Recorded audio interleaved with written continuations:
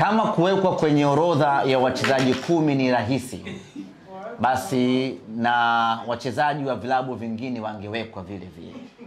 Ukimwona mchezaji amewekwa kwenye orodha ya wachezaji 10 bora Afrika, huyo tayari ni mshindi.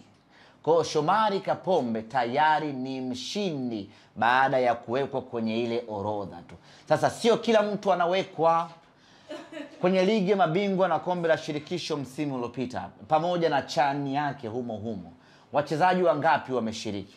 Ni wachezaji wengi wameshiriki.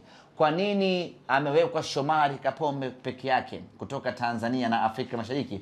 Kwa sababu ya ubora aliyokuwa nao.